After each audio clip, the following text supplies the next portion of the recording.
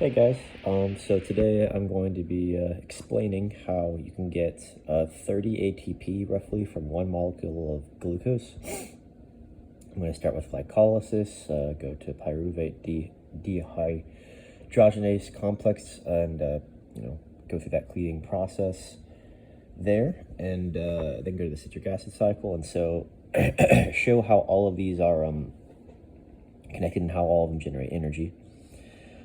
So we're going to start with a little bit of investment from glycolysis over here. And the steps that are going to invest are going to be this glucose to glucose 6-phosphate. That's going to take some energy there to get the process started.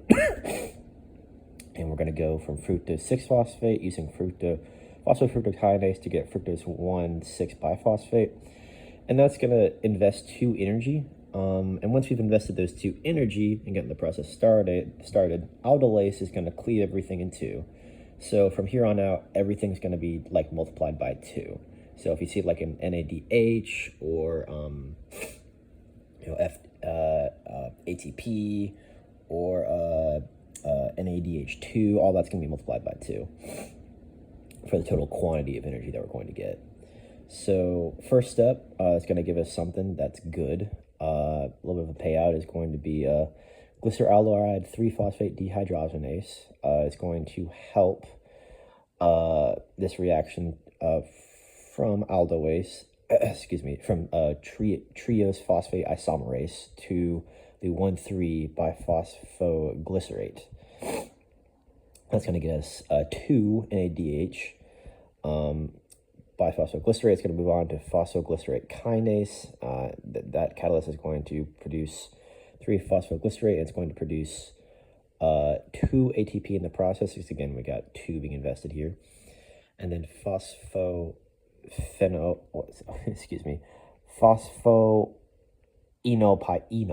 pyruvate, right, is going to use pyruvate kinase to make the pyruvate we're going to use in the next step. It's going to have 2 ADP invested, and it's going to get 2 ATP out. So in total, the numbers are going to add up here to 2 NADH and 2 ATP. NADH you multiply by 2.5 and get 5 ATP.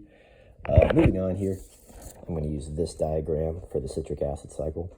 We got the pyruvate dehydrogenase complex here. And a lot of the steps are, positioning and kind of making sure that the intermediate is stable here. But what you get out of this process in the E3, in the dihydropholipyl dehydrogenase here, I apologize for my spelling, you essentially convert FAD to FADH2, and that's going to get you 2 NADH, and multiply by that by, 1 NADH, you multiply by 2, and then you multiply 2 by 2.5, and that gets you 5 ATP. So we are at,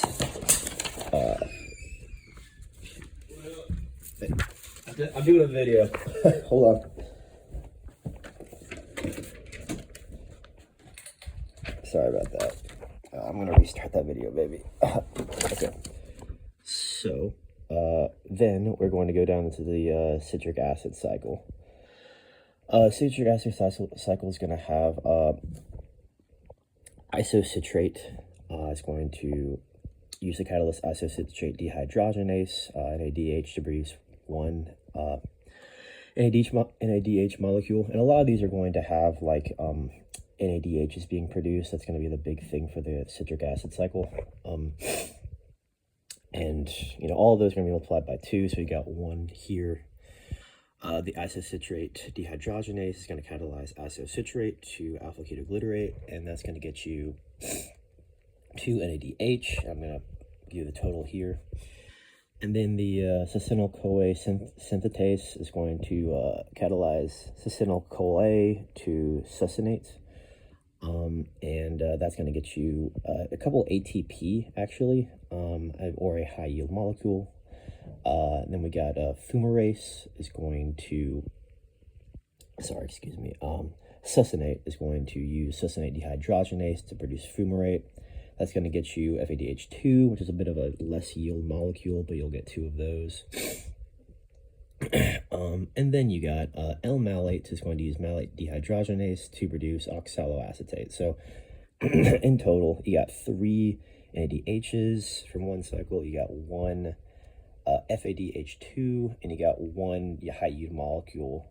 That's going to get you, if you multiply all those by 2, and then you multiply them by their correct conversion factor, the NADH is going to be 15, NADH2 is going to be 3, ATP is going to be 2, that's going to get you 20.